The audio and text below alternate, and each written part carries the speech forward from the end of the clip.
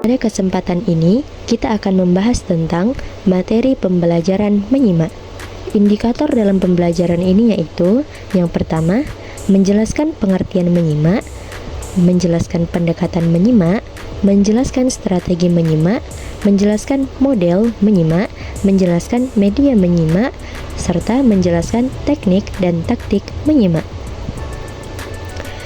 Sebelum pada pembahasan menyimak, yuk kita bedakan apa sih perbedaan antara mendengar, mendengarkan, serta menyimak.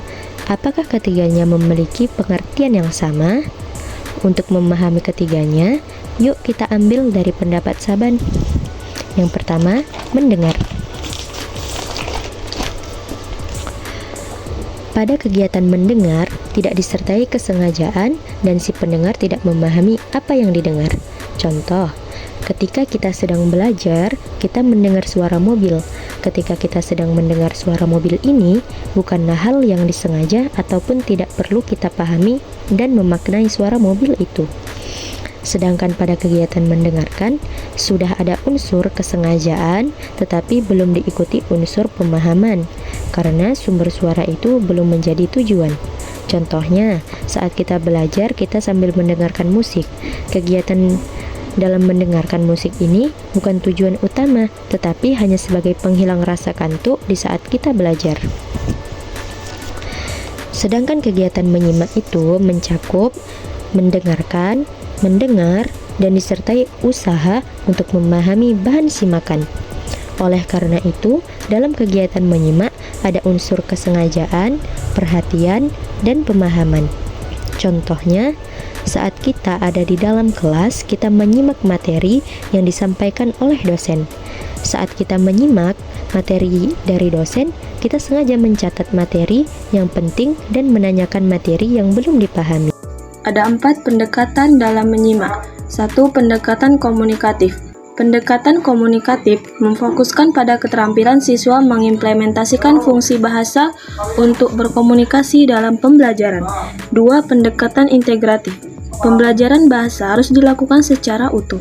Para siswa dituntut untuk terampil berbahasa, yaitu terampil menyimak, membaca, berbicara, dan menulis. Keempat, keterampilan berbahasa tersebut harus dilakukan secara terpadu dalam satu proses pembelajaran dengan fokus satu keterampilan. 3. Pendekatan struktural. Pandangan ini berpendapat bahwa bahasa adalah data yang didengar atau ditulis untuk dianalisis sesuai dengan tata bahasa. Jadi, belajar bahasa adalah belajar struktur-struktur atau tata bahasa. 4. Pendekatan kontekstual atau Contextual Teaching and Learning atau CTL. Pendekatan kontekstual merupakan konsep belajar yang membantu guru mengaitkan antara materi yang diajarkannya dengan situasi dunia nyata siswa dan mendorong siswa membuat hubungan antara pengetahuan yang dimilikinya dengan penerapannya dalam kehidupan mereka sebagai anggota keluarga dan masyarakat. Strategi menyimak. Dalam strategi menyimak ada 4 poin yang akan kita bahas. Yang pertama, merangkum. Merangkum ini ialah di mana guru menyiapkan sebuah cerita, suatu kejadian. Bahan yang telah dipersiapkan tadi disampaikan secara lisan kepada siswa dan siswa menyimak. Selanjutnya, siswa membuat rangkuman sesuai dengan hasil simakan. Kedua, menyelesaikan cerita. Upaya atau usaha menyelesaikan cerita dapat dilakukan dengan cara salah seorang siswa disuruh ke depan kelas untuk bercerita sesuai dengan hasil simakan sebelumnya. Sebelum selesai, guru menyuruh siswa tersebut berhenti. Kemudian, dilanjutkan oleh siswa lainnya untuk melanjutkan cerita yang belum selesai tersebut. Demikian seterusnya sampai cerita tersebut selesai. Penerapan model ini dapat membantu guru apakah siswa mampu memahami hal-hal yang telah disimak sebelumnya. Ketiga, mengingat butir-butir khusus dan urutan bagian-bagian penyajian. Menyimak dan mengingat butir atau item tertentu berdasarkan urutan dari suatu daftar singkat memerlukan latihan. Butir tertentu yang dimaksud dapat berupa nama-nama dari suatu daftar nama sejumlah orang, nama jumlah, barang, sederetan bilang, kata, atau nama kota atau tempat. Urutan bagian-bagian suatu presentasi dimaksudkan sebagai susunan dari setiap butir kejadian atau peristiwa yang diutarakan dalam suatu penyajian. Keempat, menjawab pertanyaan. Setelah siswa mengingat isi di dalam cerita suatu kejadian yang sudah disajikan, selanjutnya guru memberikan pertanyaan dan siswa menjawab tersebut. Misalnya, kota mana yang mengalami bencana tersebut? Apa yang menyebabkan terjadinya kebanjiran di Kampung Durian? Berapa korban yang hilang saat kebanjiran berlangsung? Dalam pembelajaran di kelas, guru juga dapat menggunakan beberapa model pengembangan keterampilan menyimak.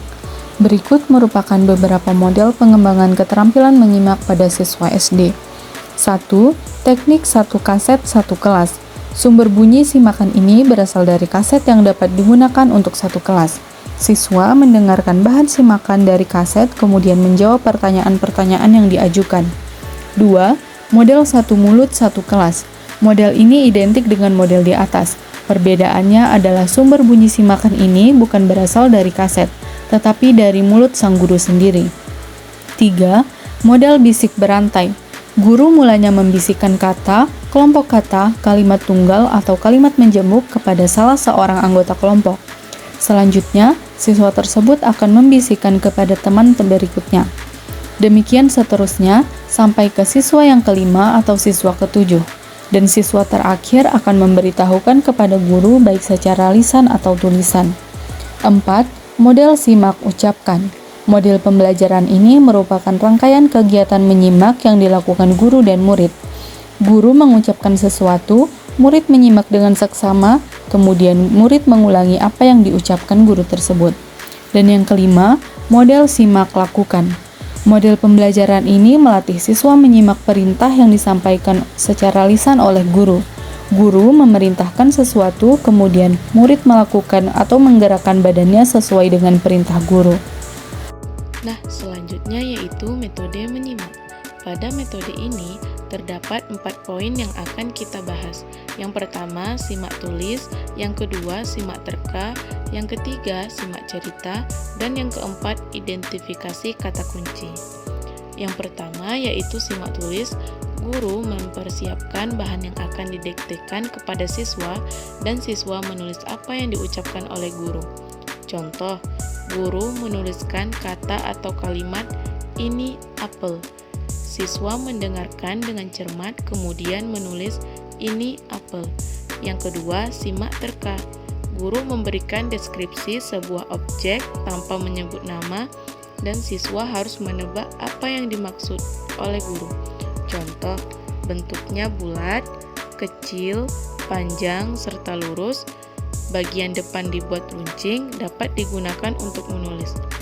Maka siswa akan menerka atau menebak itu adalah pensil. Yang ketiga, simak cerita. Guru bercerita dan siswa menyimak cerita tersebut dengan seksama. Ketika cerita tidak selesai, siswa meneruskannya secara bergilir hingga cerita selesai. Contoh, Malin Kundang sangat durhaka kepada ibunya. Ia tidak mengakui bahwasannya wanita tua itu adalah ibunya. Kemudian, siswa melanjutkan cerita tersebut. Malin Kundang akhirnya dikutuk menjadi batu. Yang keempat, identifikasi kata kunci. Fokus pada mengidentifikasi kata-kata kunci atau unsur-unsur penting dalam percakapan atau cerita yang disampaikan guru. Contoh, guru memberikan instruksi untuk siswa mengidentifikasi kata-kata kunci dalam sebuah cerita atau percakapan. Nah, jadi metode ini digunakan untuk meningkatkan kemampuan siswa dalam menyimak dan memahami informasi yang disampaikan. Adapun beberapa teknik yang dilakukan dalam pembelajaran menyimak, yaitu yang pertama, teknik simak ulang. Teknik simak ulang atau menirukan, di teknik ini siswa harus menyimak apa yang diucapkan guru, setelah itu siswa harus mengucapkan ulang apa yang disimaknya. Biasanya, model yang diucapkan itu berupa kata, fonem, kalimat, ungkapan, kata-kata mutiara, ataupun puisi-puisi pendek. Yang kedua, teknik memperluas kalimat. Teknik memperluas kalimat, biasanya guru menyebutkan suatu kalimat, kemudian siswa kembali mengucapkan kalimat tersebut. Nah, kemudian guru menambahkan kata atau kelompok kata lain dan kemudian diikuti oleh siswa melengkapi kalimat tadi dengan kelompok kata yang disebutkan oleh guru. Contohnya, guru bilang, "Ani makan nasi," dan diikuti oleh siswa. Lalu guru bilang lagi, "Ani makan nasi," dan ditambahkan kata baru, yaitu goreng. Kemudian siswa menggabungkan kalimat yang sebelumnya dengan kata baru seperti "Ani makan nasi goreng." Langkah yang tadi, guru menambahkan kata baru dan siswa pun dapat menggabungkan kalimat sebelumnya dan kata-kata baru yang ditambahkan oleh gurunya. Yang ketiga, simak tulis atau dikte. Biasanya simak tulis mirip dengan simak ulang. Siswa menyimak yang dikatakan guru atau dari rekaman, kemudian siswa harus menulisnya. Yang keempat, simak kerjakan. Teknik simak kerjakan. Di dalam teknik ini, pada awalnya siswa menyimak apa yang diperdengarkan oleh guru. Kemudian, siswa harus mengerjakan apa yang dikerjakan atau apa yang dikatakan dalam kegiatan menyimak tadi. Biasanya modelnya berupa kalimat-kalimat perintah.